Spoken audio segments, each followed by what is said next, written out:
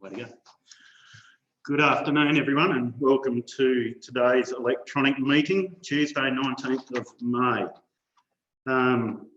Just like to acknowledge from the country, the Shire of Harvey acknowledges the traditional custodians of the land and their continuing connection to the land, waters and community. We pay our respect to all members of the Aboriginal communities and their cultures, and to elders both past and present. Item 2, record of apologies and leave of absence. Nil. Item 3, declarations of members and officers' personal interest. Councillor Burgoyne.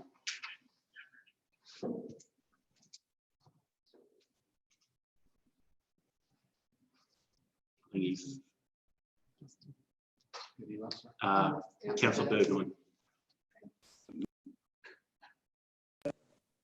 I'm ready to go. Okay.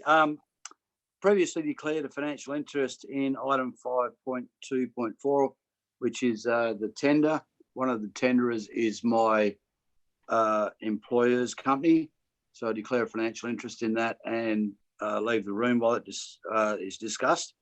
I also seek guidance on 5.4.4, the COVID-19 response local economic stimulus.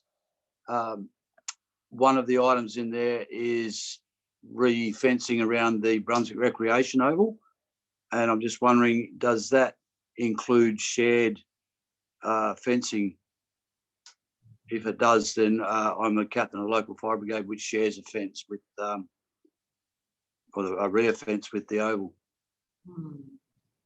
Maybe if we could direct that question to Rick. Do you mind, Rick, explaining where that fence would be located?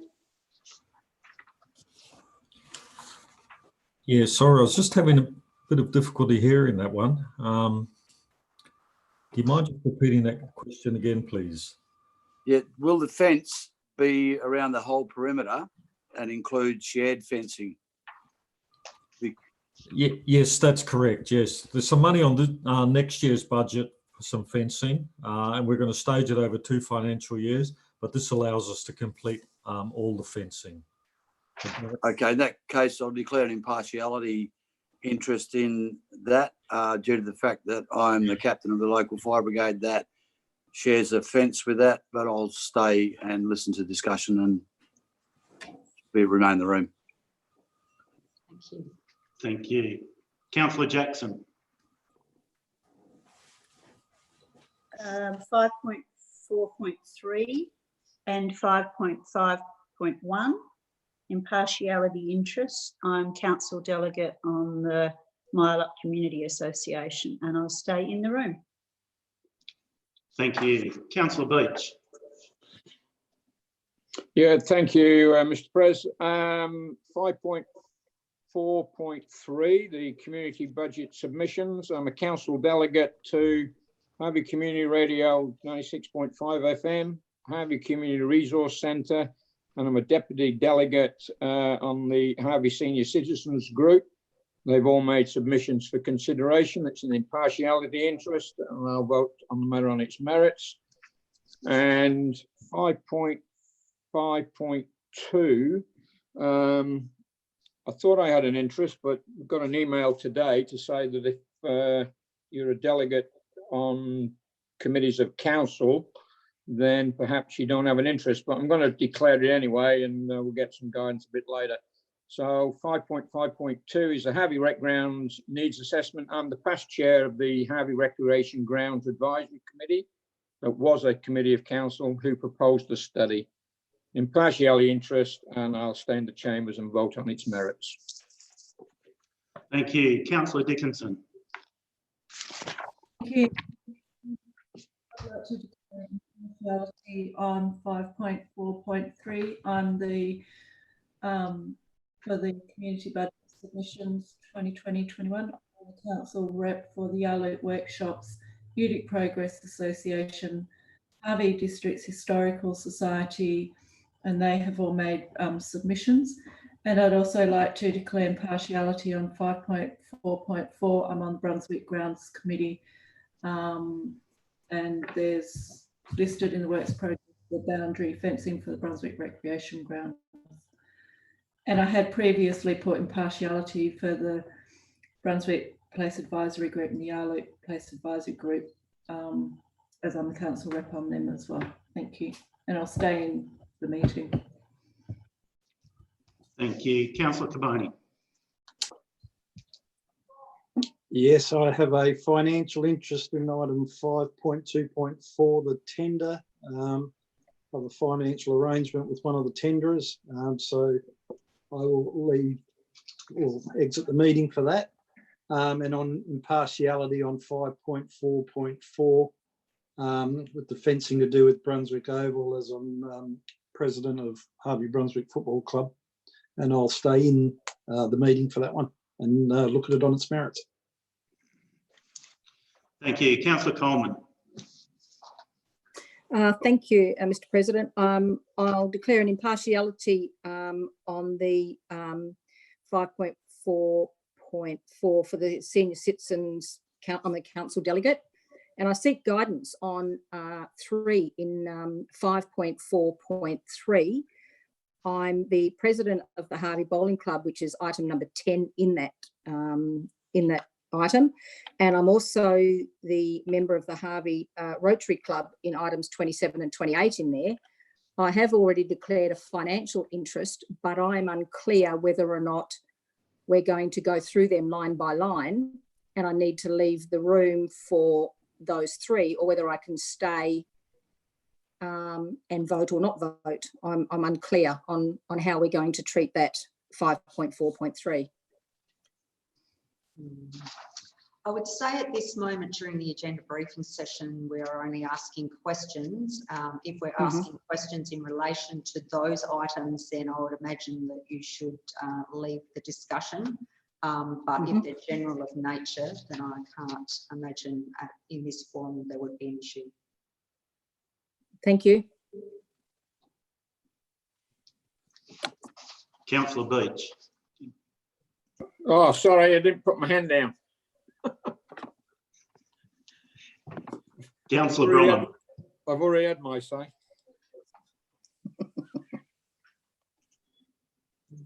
I declare interest in 5.4.3, the National Progress Association.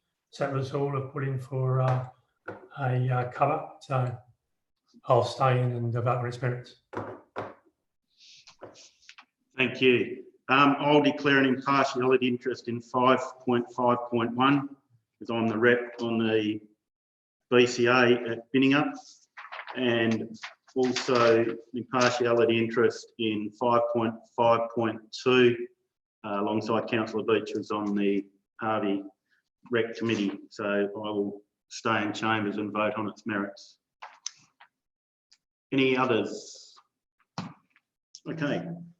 Sorry. I was just wondering, Councillor Campbell. Councillor Campbell. Oh, sorry, Councillor Campbell. Thank you. Have you got mine listed or?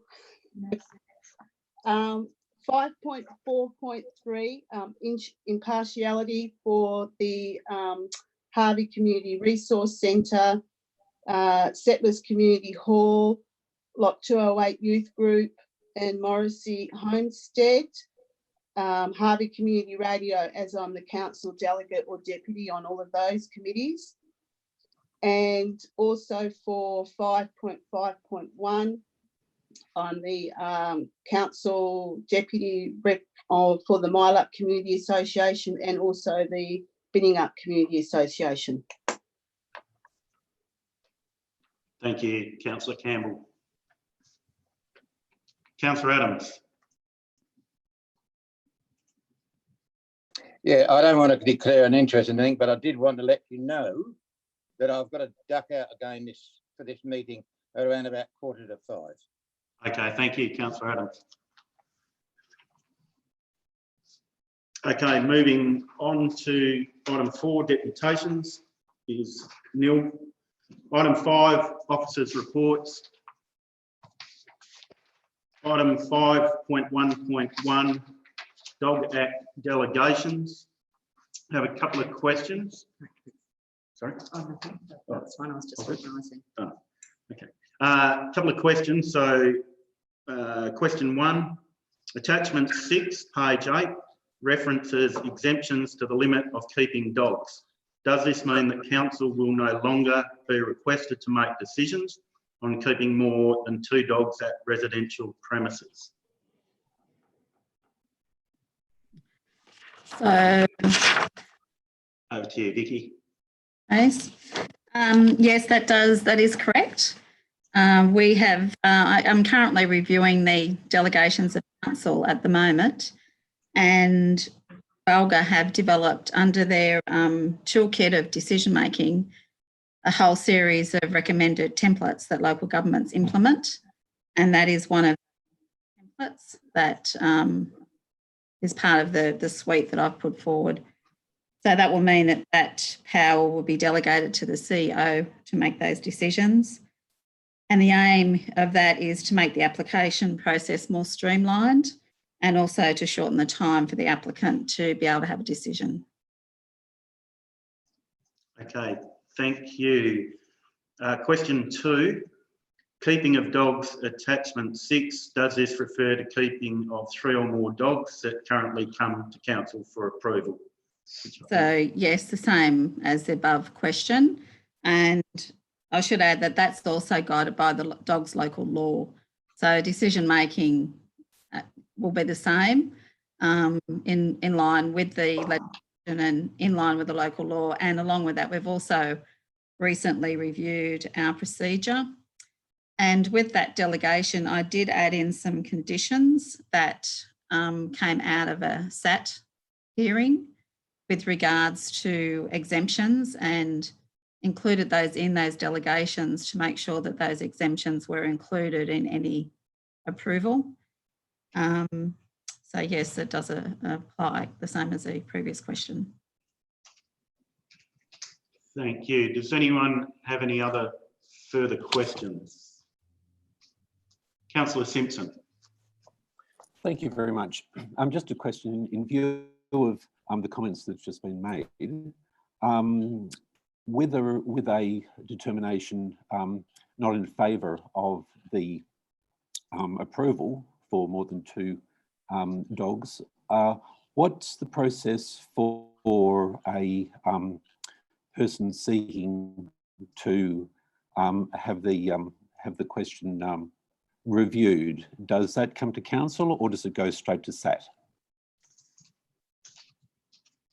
Under the delegation, the appeal would go to SAT, the same as if it had gone to council and had been refused, it would go on to SAT, is my understanding.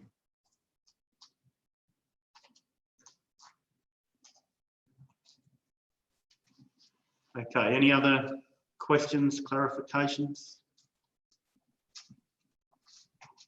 Thanks, Vicky. Thank you. Okay, item 5.1.2. Council policy, councillor and CEO attendance at events. Is there any questions or any queries?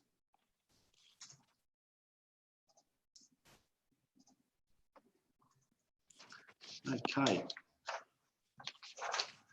Item 5.1.3, council policy, councillor training and professional development.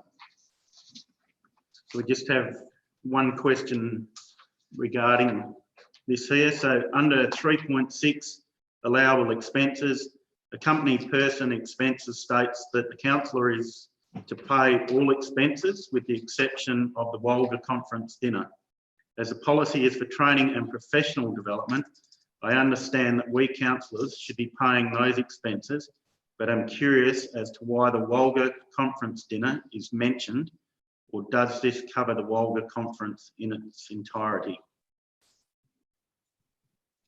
Vicky, did you want to respond to that one? Yep.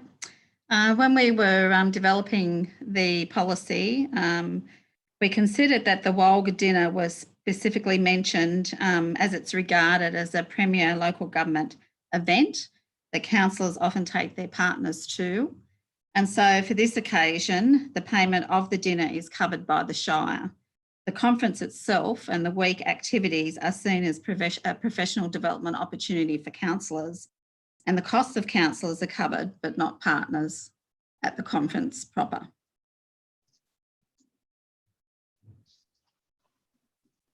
Okay, thank you. Is there any other questions or queries?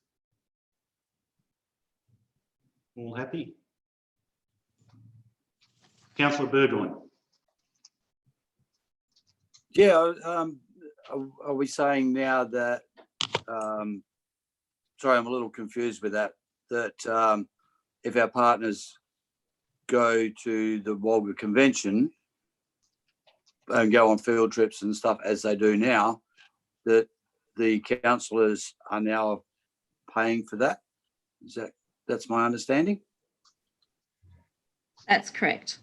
Oh, sorry, Vic. I think that we're Sorry.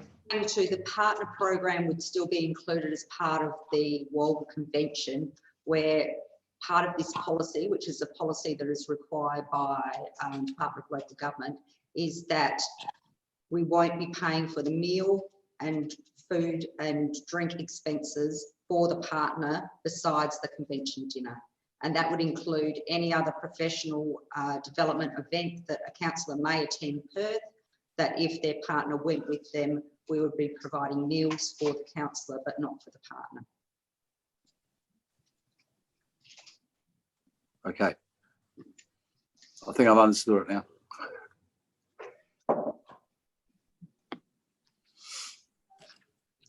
Okay. Councillor Bromwell. Yeah, just want to clarify. So professional development, you pay for your own courses. Is that what you're saying? No, Vicky, did you want to run through the policy in regards to what is provided as part of that in the attachment?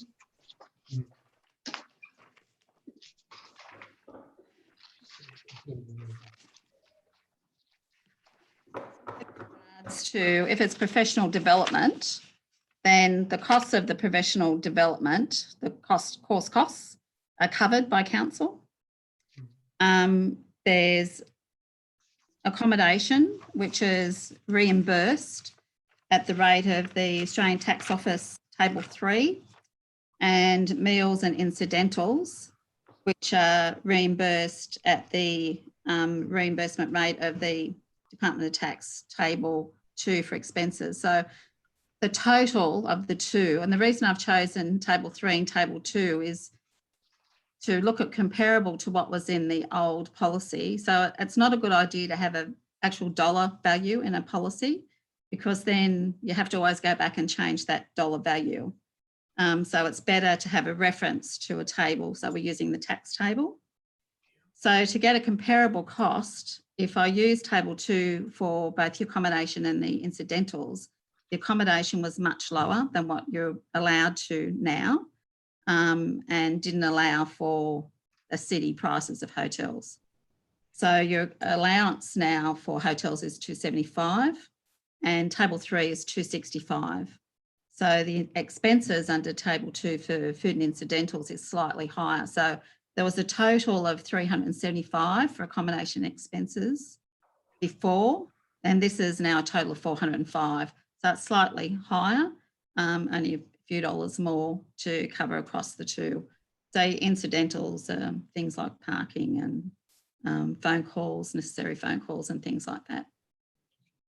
So there's no expenses for yourself if you go off with going up to conferences and things like that. If it's with the mayor, the Shire president, and if it's easier or because of the quantity of people cheaper to hire a car, then that's a decision. You know, if you have to move from one location to the other, that's a decision that the Shire president would make.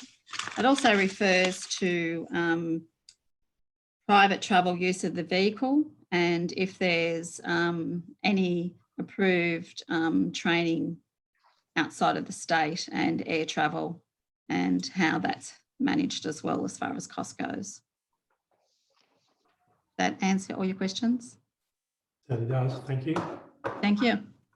Councillor Beach. Yeah, I thought I understood the policy when I read it, and I'm a little bit more confused now than I was before. Particularly on the Walga conference, it has been the practice in the past that partners accompanying the councillor have gone to the lunches that have been provided at a cost, not to the councillor, but to the Shire. And we've traditionally had or tried to have a dinner together on the Wednesday or Thursday night, but things have changed a little bit over how they run the conference now. But certainly we used to get together for a dinner with partners and the councillors. Are we saying now that those are at the expense of the councillors?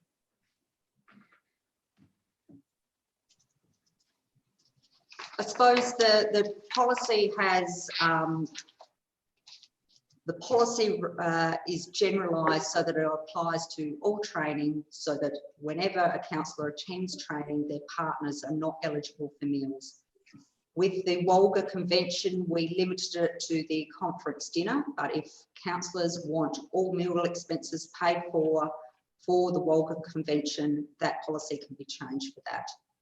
It was really to have a blanket rule for all training and development, but if that's the wish of council that all of those meals are included as part of that, we can amend the policy when it comes up to council next week. Most of the information in the policy relating to 3 separate training events hasn't changed from the previous policy. So as I've mentioned, this was a requirement of the Department of Local Government to include the mandatory policy training requirements as well. And as part of that, we've provided updates, but quite happy to be guided by councillors if they want that Wolga Convention to be treated differently to other training. Yeah, well, I don't know whether I'm allowed to express an opinion.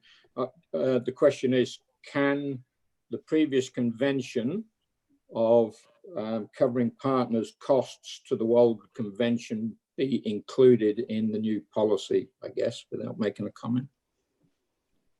Yeah, I'll take those views on board, Councillor. Thank you. Councillor Cavani.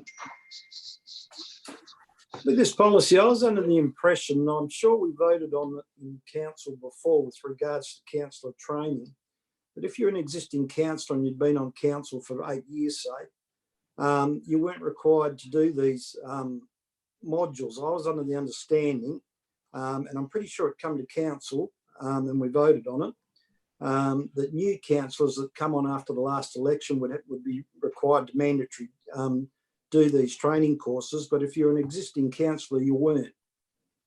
No, that's not correct, Councillor Carboni. All councillors that are re-elected at the elections in 2019 are required to undertake the training. And I was surprised to know that every time they are re-elected, they need to do the training again as well. So yes, all councillors are required to do it, regardless of whether you've been on council or existing. And that's in the Act, is it? It's an absolute requirement, yes. So every 4 years, you've got to do all these courses all again? Yes. Well, that's a bit stupid. Councillor Lovett. Yeah, thanks, Mr. President. With regard to the Wolga Convention, just over the last few years, I know not all councillors go, not all councillors have partners go with them. I have no issue with supporting what's in that policy, because that, if I understand it right and asking the question, it applies to all training apart from the Wolga Conference dinner, which is the premier event. Is that right? That was the way the policy was written. Yes. Cool. No, that's good. Thank you.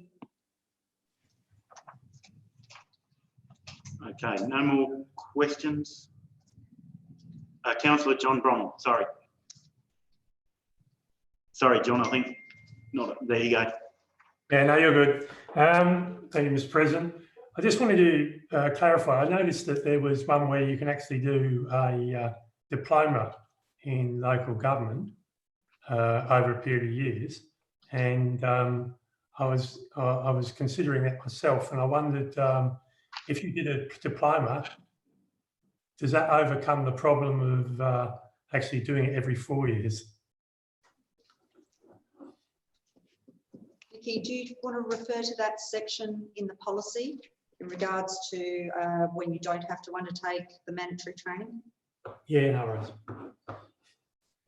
Look, my understanding was that, like as I've said here, all councillors have to complete the members essential except if you had done that diploma within a certain period of time.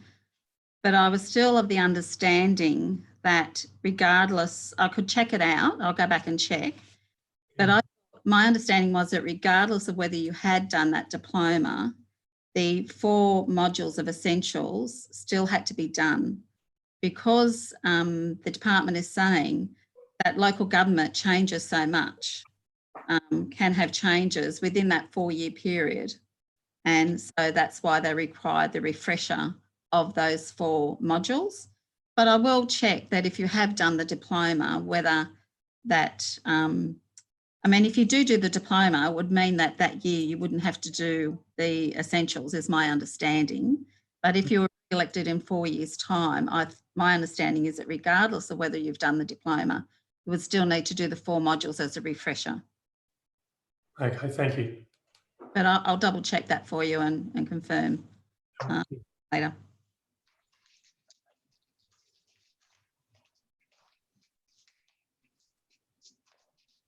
All good, Councillor Bronwyn? Okay. All happy, we'll move on. Thanks, Vicky. Item 5.2.1, Harvey War Memorial, proposed interpretive signage. Just have a couple of questions.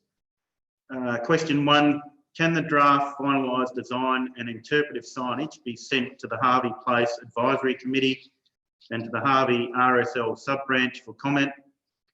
If so, can the following please be added to, say, 3C, forwards the concept design and interpretive text to the Harvey Place Advisory Committee and the Harvey RSL branch for comment? I'll hand over to Executive Manager of Tech Services. Rick, you. Thank you. Yes, yeah, look, what I suggest is that an amended recommendation be put forward at the next meeting to insert a new clause 3A, which basically says authorise the CEO to forward the concept design and interpretive text to the Harvey Place Advisory Committee and Harvey RSL sub-branch for comment, and then the other things to be renumbered, follows a design, blah, blah, pursue the grant funding, and 4, receives a further report once the information outlined and recommendation 3 has been finalised. So yeah, it's just an amendment to the officer recommendation. That's supported by the officers. Thank you. Second question, signage design, will it incorporate the Heritage Trail at Yarloop Heritage Trail design?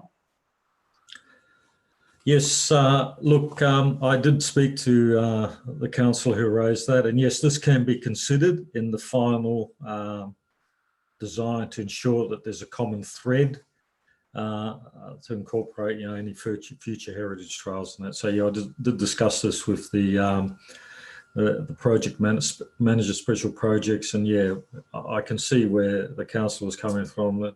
There's already some work gone into preparing the signage for the heritage trail in Yarloop. So yeah, so we can sort of get a bit of a common thread happening.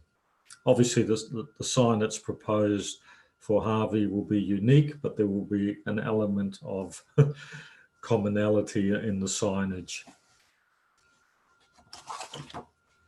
Thank you. Is anyone, any other further questions? Okay. Okay, item 5.2.2, lighting at main roads, WA intersections with Shire roads. We have a couple of questions. So was the junction of South West Highway and Sitella Road Harvey considered? As a local, it was extremely difficult at night to locate this intersection, especially travelling north, even though there is a standard light on a power pole some 15 metres north of this intersection. Yeah, look, through the chair, obviously there's a certain criteria that the officers looked at when assessing all the intersections, and there's a number of intersections on coming off the main drags, and the factors that were looked at were nighttime crash data, the intersection geometry, the approach site distance in accordance with the Austroad guidelines, the safe intersection site distance, a history of complaints and whatnot. So basically, based on that criteria, they came up with a list that's recommended in the report. And look, you know, there's a large number of intersections, so you have to really come up with a criteria, because we can't just spend, you know, a lot of money lighting every single intersection. So we had to limit it to a criteria. I have asked my staff to investigate that existing light at that intersection to see what type of globe is there, what sort of light spread. But yeah, look, it's up to council. We came up with a criteria, we've made a recommendation. If council has considered that some additional lights need to be on that list, well, it's up to council. Okay, thank you. A couple of questions combined into one. Just have Marriott Road and South West Highway and Mornington Road and South West Highway are not on the list. Have they been identified as a needy intersection? Yeah, again, I'll refer to my previous answer based on the criteria. And when those intersections were assessed in terms of site distance and intersection geometry and whatnot, it was considered that they wouldn't go on the list. But as I said, if council considers that there is a need to have those on the list, we can look at that. Councillor Adams. Thank you, sir. I was going to ask the question about Marriott Road. I was very surprised to see that that wasn't included, but I've had the answer. What I now asking the question: would the road junction that prompted this review have ticked all the boxes?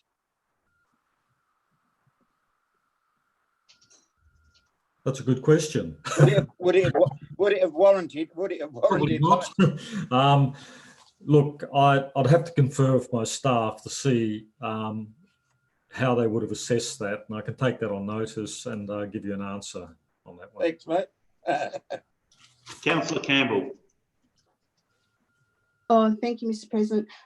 Just talking about the light that was actually installed at Raymond Road and Ransom Drive, was that damaged at all during the storm? Not that I'm aware of, councillor. Okay, I just thought I'd read somewhere that it was. So my concern was the actual type of lighting that we put in there if this one was damaged. But if it wasn't, that's good. Thank you. Yeah, well, I'm not aware of it, but I can check that out. Thank you. Any other further questions? Okay. Item 5.2.3, Annual Bridge Maintenance Progress Report. Have any questions at all?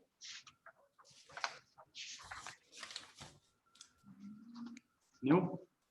Just, Mr. Chairman, just maybe some information for councillors. Obviously, the report recommends a certain amount for maintenance each year, and also putting money in the reserve. A classic example today, we received an email from Main Roads.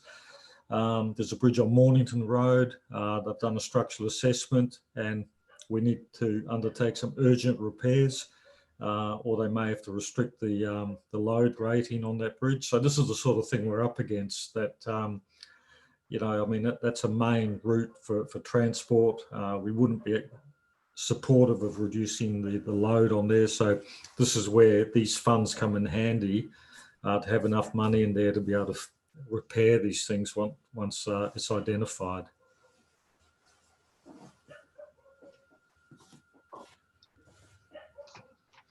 Okay. Moving on to item 5.2.4, tender T072020 UDUT and Hinge Road upgrade. We have 2 questions submitted regarding this item. So this will be discussed behind closed doors to maintain confidentiality. So if we're all happy on that, we will get a bit If we're going, are you going to do it now on the agenda or leave it? No, we'll leave it till the end if Yeah. everyone is happy with that. Okay, so development services, 5.3.1, Shire of Harvey town site boundary modifications. So I just have one question with regards to this. It's a great idea, including house and drive in Australind town site boundary, but was any thought or consultation given to the Meadow Landing area, which is currently listed as Rowlands, but it is close proximity to Australind? Thanks, Mr. Chairman. No, there wasn't any consultation considered necessary with residents within Meadow Landing, and I think we need to understand the difference between, say, a locality or a suburb and a town site. Meadow Landing is within the locality of Rowlands, just the same way as Leschenald is considered in the locality of Australind. So based on sheer proximity, and in future the bore is going to sever pretty much in an east-west direction, it was considered more appropriate that Meadow Landing form part of the Australind town site boundary as opposed to the Rowlands town site boundary. It was just considered more practical and appropriate to do so. Thank you, Mr. Hall. Is there any other questions regarding 5.3.1? Councillor Dickinson. So just following on from what Mr. Hall said, in the future, it will probably be anything west of the bore will be classified as Australind. More than likely, Councillor, yes.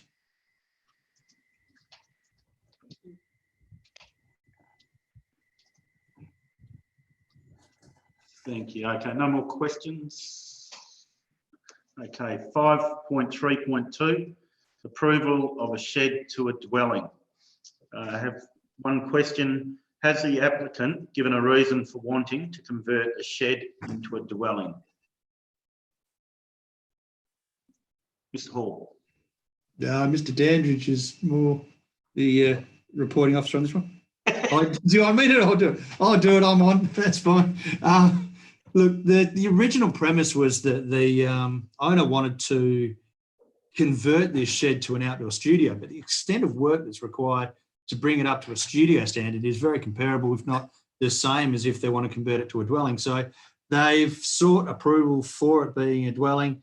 More than likely, it'll be used as a studio or possibly a combination of both, and that's fine. And we will deal with that with future applications for development approval.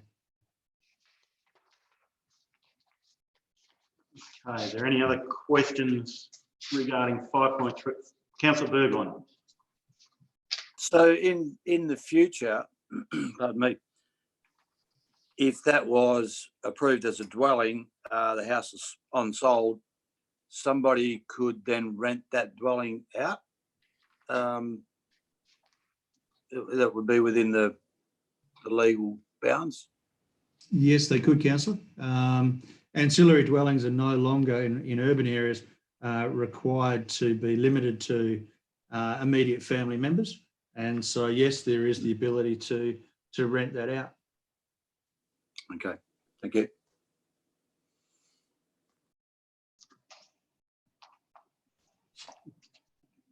No more questions. Councillor Adams doesn't have one.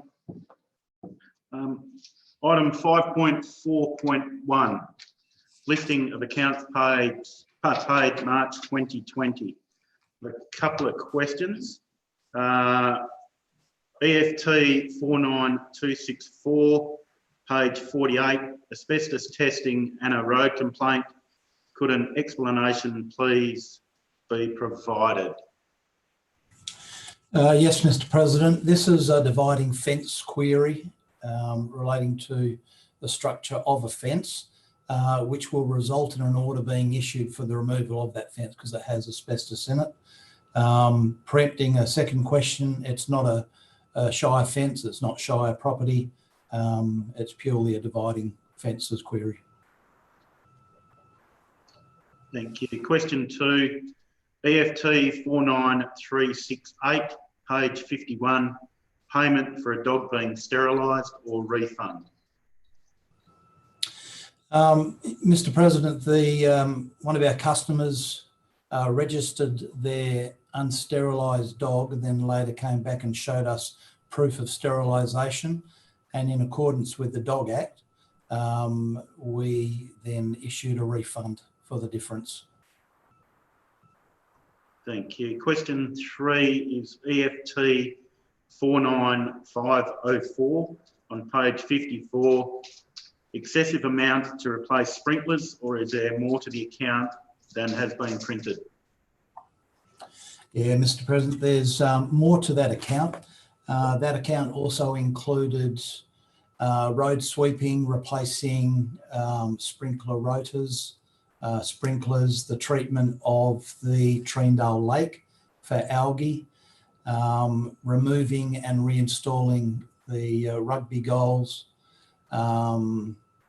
and some tree removals and stump grinding. So there were more things to that invoice. Thank you. Does anyone else have any other questions regarding to the listing of accounts paid? Councillor Beach. Yes, Mr. President. You can't see my tongue in my cheek, but EFT 48901 on page 42. 9001, excess motor vehicle claiming. Has our CEO had a bit of a bingle? I did query this one myself. That was a broken windscreen, and I did query the excess because I think conferring with Mr. Winter, excess is around $1,000 for vehicles, because I did see there was another vehicle with an excess claim there. Yes, that wasn't for that account. Mr. President, can I also just raise, I'm sure the council has realised, the attachments for the credit cards as well as the EFTs hasn't been included. So in effect, the credit cards, there wasn't a lot there. That's really just internet connections, and the EFTs of that million to I think 800 and something was for salaries. So apologies that you haven't got those in front of you. We'll make sure that you get a copy of those, and if there's any queries, I'll be happy to answer those later. Okay, thank you. Any other questions? Okay, item number 5.4.2, financial statement as at 31st of March 2020. We have a question. Can the finance manager provide further explanations, please? So I'll hand it over to you, Mr. Winter. Yeah, thank you, Mr. President. It's always nice getting to the quarterly accounts because we do include the full listing of accounts for the councillors. We have on pages 61 and 62 given some notes in relation to the accounts, as we normally do. So I'm assuming the council, I guess the councillors will have seen those, and hopefully we've answered those queries sufficiently. On page 67, we really haven't talked a lot about aged debtors, but just to put things into perspective, on page 67, when you look at the graph, the 60 days account of $8,800, over $8,000 of that relates just to the Harvey Bowling Club. And then when you get to the 30 days account, 19,000 or 10,000 of that relates just to Waroona Septic, 1,000 to Sweps and 2,000 to Tronics. So there's not a lot of outstanding accounts in there, and pretty much everything else is current. So the finance staff doing the collection in that area are doing a really fantastic job. But this is one area that in relation to COVID-19, we're keeping an eye off. So just it'll be watch this space over the next couple of months and see if things change. In relation to the other accounts, well, the investment rates, there's nothing exciting there. But following those is the specific accounts. And so if any of the councillors did have questions about, any of a query about the Leishnot Leisure Centre, for example, and one of their programs, those detailed accounts are right there. And that's pretty much all I have, Mr. President. Thank you, Mr. Winter. Any further questions? Councillor Beach.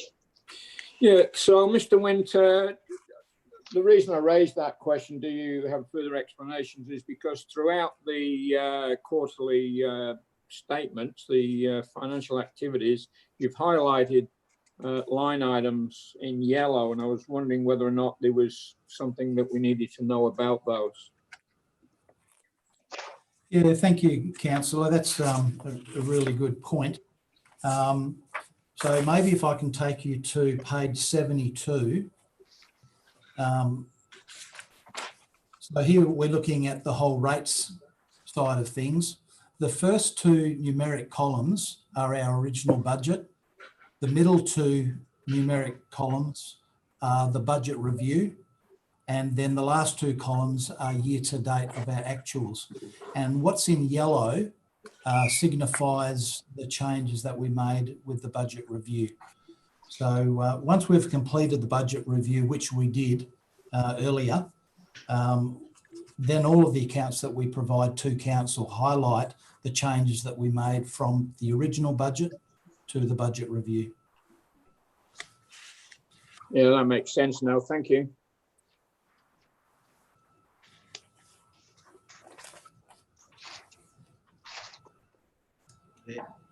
Any other further questions? Okay, thank you, Mr. Winter. Okay, item 5.4.3, Community Budget Submissions 2020-2021. A couple of questions on notice. Does the Harvey or Australian Libraries offer a service to Brunswick? Is the library section at the Brunswick CRC affiliated with the Harvey or Australian Libraries? If not, why not? Mr. President, we don't offer a library service in Brunswick, and there has previously not really been an affiliation between the Shire Libraries and the Brunswick CRC or other CRCs. The Shire really hasn't operated previously in the CRC space. I don't know if this will change in the future, but obviously funding arrangements for CRCs is different to what council typically deals with, but historically this isn't an area that we've been involved with. That said, we do have some communication with them. I know previously, just recently, we shared a trainee in our libraries from the Brunswick CRC. So there is discussions, but I guess to answer that question, it's not a space that we've previously been in. Question 2, is there a limit as to how many applications can be submitted per organisation? No, Mr. President, there's not. We do provide that information for council so that it can be taken into account in, I guess, the selection process, but we haven't put a limit to that. Question 3, do groups that request funding have to show to the Shire that the money requested has been spent on the project items listed in the application? I show the invoices. Yes, they need to acquit their funds to the Community Services Department, and that happens actively. Question 4, Alcoa Sustainability Grants. Who was successful in these grants, as a number of grant applications have also applied for this funding as well as Shire grants? I believe councillors have in previous years been supplied this information in a confidential manner. Yes, that is correct, Mr. President, and this information, I believe, will be coming to council. Question 5, wouldn't drink fountains normally be the total responsibility of the Shire? Are there other ones that the Shire has installed and maintained?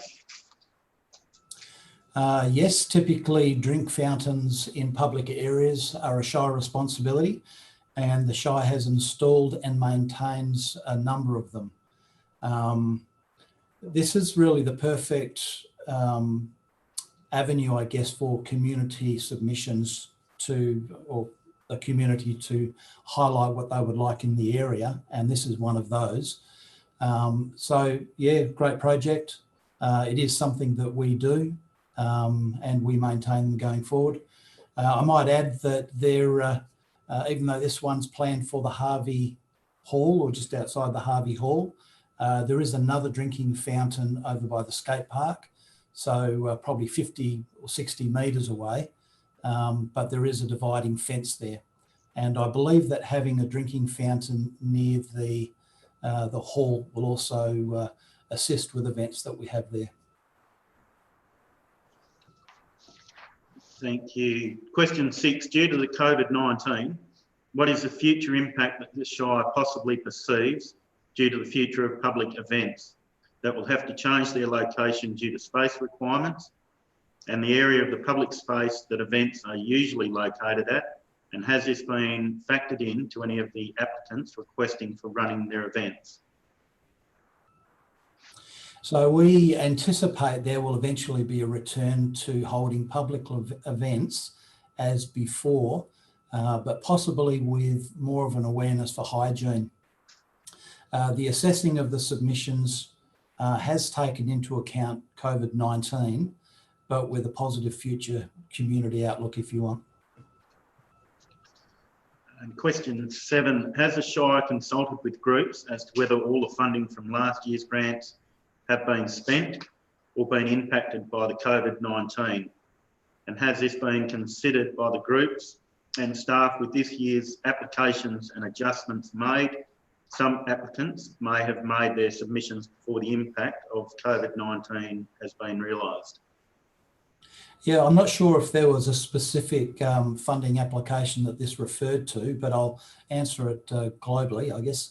The Shire actively monitors the progress of the funding projects. This round of submissions has been evaluated in light of COVID-19, but with a positive view towards the interactiveness of the community getting back to a normal state. Councillor Bromham, a question? Yeah, I just want to ask a question there. Dean, when you looked at your positive outlook, did you get some medical opinion in relation to, or specialist opinion in relation to that actually occurring?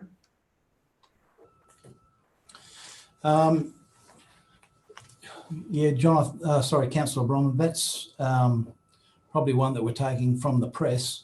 The government is looking at a positive future, a positive outlook, and I think that's all we can do, especially as a local government in leading our residents.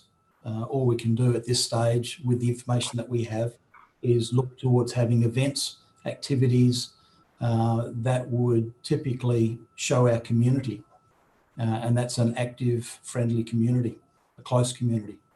So that's really, I guess, where we've taken that from. There's not a document that's come out saying that it will all go back to normal. We will be able to go in less than 1.5 metres. We're assuming that that will happen. Yeah, I understand that, Dean. It's just that all the stuff I've read so far indicates it won't happen for quite some time. So I'm just a bit concerned about that, given if you look at our population is, 40 up a lot of the time, and a lot of the towns have older people in. So I just think we need to consider that. Yeah, I think, Councillor Bromham, that we've taken that into consideration. The projects that we're looking at, we believe we should be able to, or they should be able to be delivered. And if not this year, then probably carried forward to the next. I think that's probably as best as we can do with the information that we have. Okay, thanks, Dean. Any other further questions? Okay, item 5.4.4, COVID-19 response, local economic stimulus stage 2. Anyone have any questions?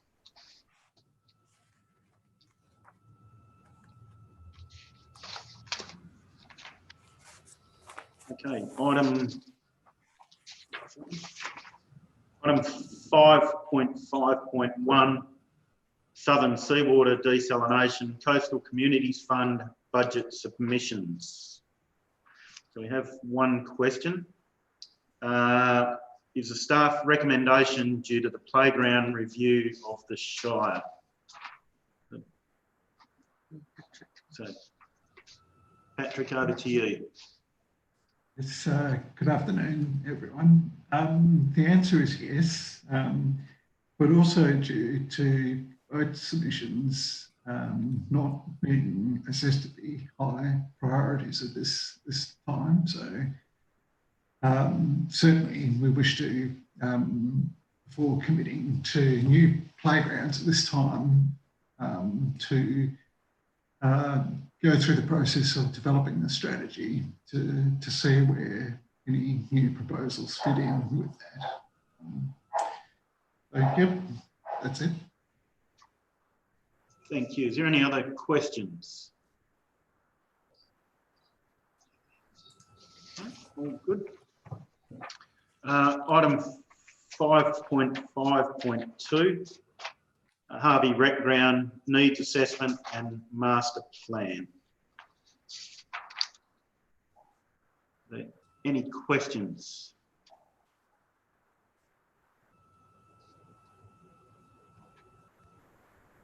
No? Okay. 5.5.3, Economic Development Strategy. So we'll have a couple of questions. What is the likely salary and on costs of this proposed employee? I can answer those questions.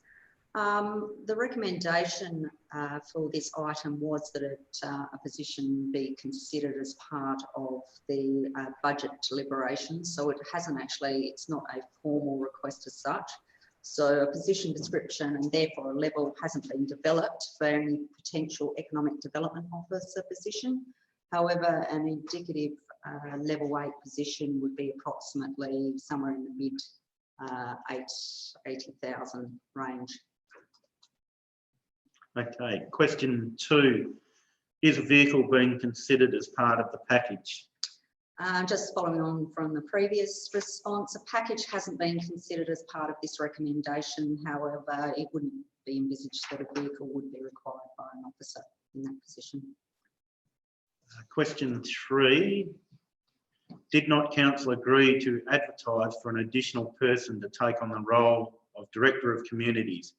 Would implementing the economic strategy be part of that role? Alternatively, what is happening to the role of Manager, Community and Economic Development, and couldn't that role take on this responsibility? It was my understanding that role was being retained under the new structure that was presented to Council in February 2020. Okay, so Council supported the amended organisational structure when this was presented to Council in February 2020, and the role of Director of Communities was a new position. However, it wasn't an additional person, as the restructure combined 3 vacant positions into 2. So that was the Director of Communities and the Manager of Governance and Strategy. So the decision on where to place the role of economic development really depends on the focus Council wants for the position. The economic development plan implementation schedule, which is part of this report, includes many actions that are to be completed in-house or by consultants. And as part of that, those plans that are developed are going to be required to be resourced. So it really depends where this is going to sit in the organisation. That workload could sit with the Director of Communities, it could sit with the Manager of Place, which is the new title for the Manager of Community and Economic Development. But that Director position was put in to develop a strategy and a real focus on community engagement, and also to alleviate the workload that sits with that manager's role at the moment. And due to the workload of that position, we've had delays in progressing economic development projects such as the tourist information bays and signage strategy, which is sitting there as a budget item. So the recovery from COVID-19, I think, requires specific skills in regards to economic development, which I would see as different skills to community development. And we really need to attract investment, identify opportunities, and provide support to businesses. Now, there is an item in the implementation schedule to investigate the potential to create a role for a Shire liaison officer to assist small businesses. So if there was an additional position that could assist in this function. But ultimately, it depends on council and what their focus is and what resources they want to put into economic development. It can be combined with other positions, but that will take away from their focus. And I suppose that's why it was put in not as a directive in the recommendation to include it in the draft budget. It was to consider as part of the budget deliberations, looking at whether that position is required. And as I say, it's ultimately to be able to deliver on the implementation strategy which has been adopted by council. Hey, question 4, are staff engaging with the Harvey Visitor Centre to discuss working together to implement the economic development strategy and the tourism signage? That would be a question for Patrick, thanks. Yes, councillors, the answer is yes. And initial discussions have taken place with the manager of the Harvey Visitor Centre, who is supportive of the proposed tourist signage strategy. In the economic development strategy, there's a total of 23 actions that directly relate to tourism. So liaising and consulting with the visitor centre will be very much an important part of implementing a lot of those strategies. Thank you. Thank you. Is there any other questions?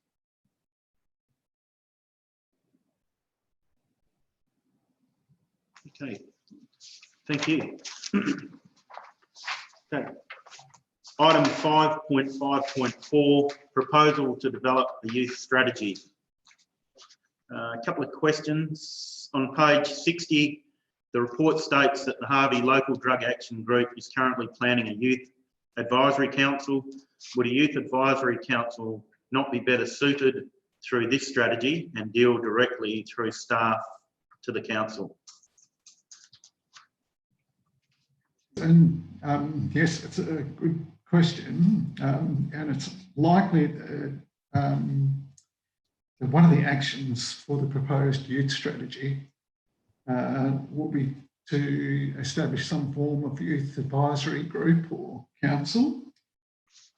Whilst the Harvey Local Drug Action Group may have a role, should council be supportive of the proposal for a youth advisory group, it would report through staff to council. So it wouldn't be something that sits outside under the auspice of a community group such as the Local Drug Action Group. Thank you. Thank you. Question 2, would it in the future be more viable for the Shire to engage a youth officer to manage the future youth programs that are currently managed by Brunswick and Yarloop CRC and Lot 208 Youth Incorporated, Harvey Space for Youth, and have them working with these groups to deliver?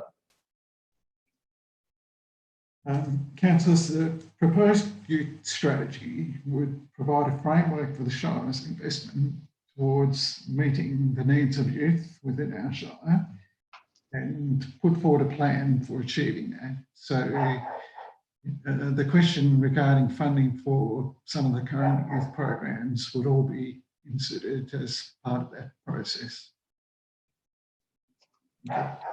Councillor Coleman, do you have a question?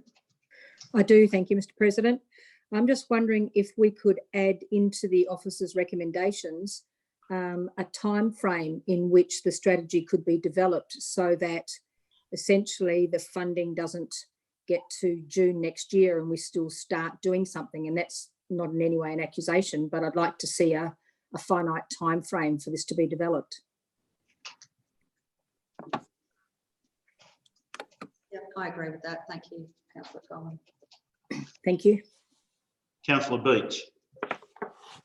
Yeah, thanks, Mr. Pres. Just an administration thing, really. On page 59, the community group and organisations, there's a number listed there. I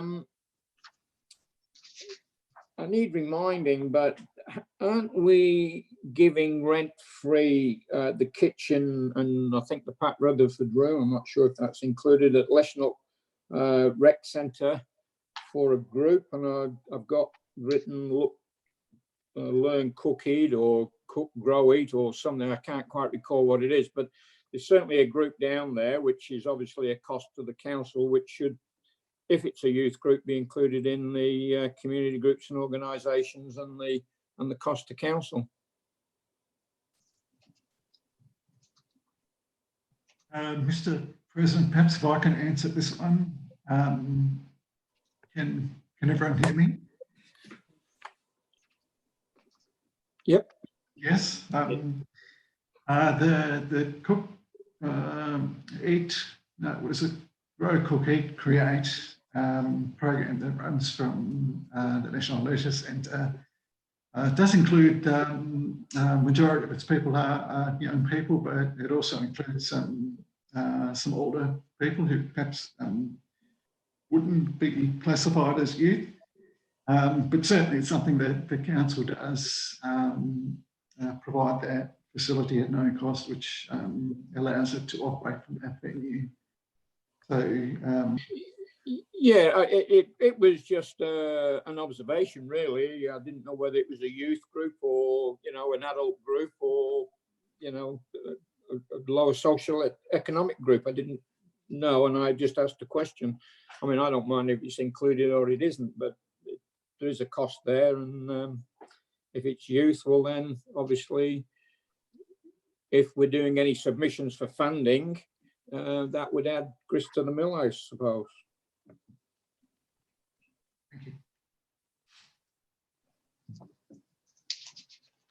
Thank you. Any other questions?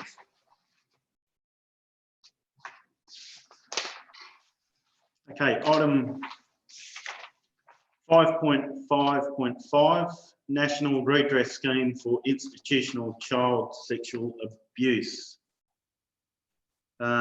Just there is one question, fully support this. Would it be a proactive move to have all councillors with current police checks and working with children cards?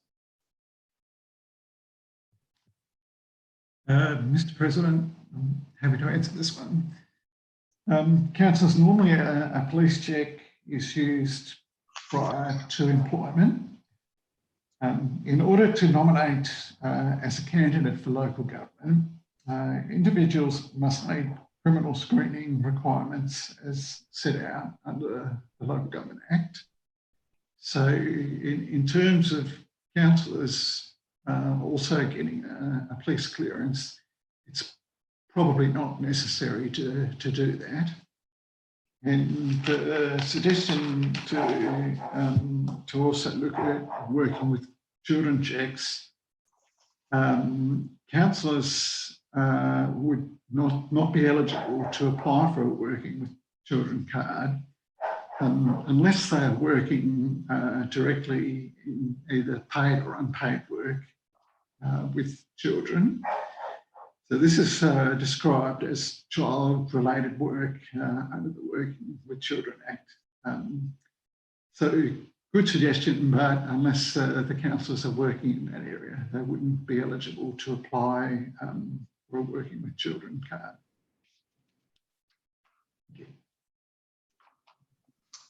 Thank you, Mr. Quinlivan. Do you have any other questions regarding 5.5.5? Okay, thank you. Moving on to item 6, elected members' motion, of which previous notice has been given. Neil? I have received 2 notices of motion prior to the agenda briefing document being provided. So I'm just working with the councillor in regards to those 2 motions, whether they'll be presented in the agenda for council, which you'll receive on Friday. Thank you. Okay, item 7, matters behind closed doors. So council will now be moving behind closed doors to consider questions on confidential attachments for item 5.2.4. The recording will be paused till this item has been discussed, and then the meeting will be resumed after that for public viewing. So Councillor Burgoyne and Councillor Carboni will be removed from this section of the agenda.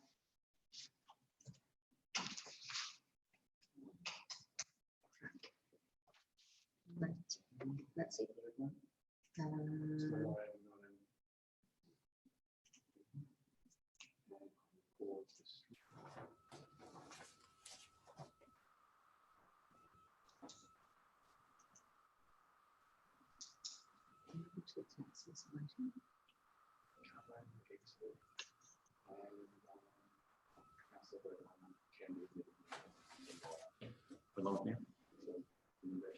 Yep.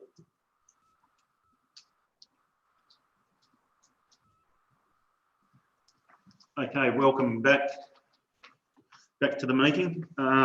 As there is no further business to discuss, we'll declare the meeting closed and thank everyone for their attendance and their input. Have a great night, everyone.